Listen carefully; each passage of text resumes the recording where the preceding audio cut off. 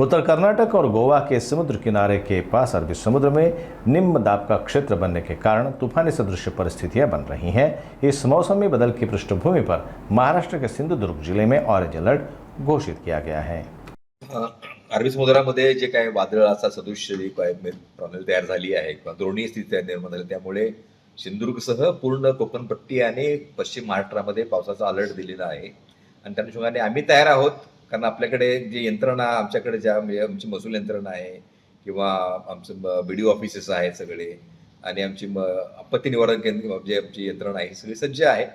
आता या परिस्थितीमध्ये काम करायला आम्ही सगळे सज्ज आहोतच, परंतु लोकांनी घाबरून जाऊ नये.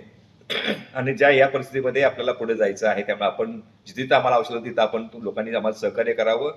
आम्ही लोकांच्या बरोबर आहोत ही जाणीव आपल्याला सगळ्यांना द्यायची आहे.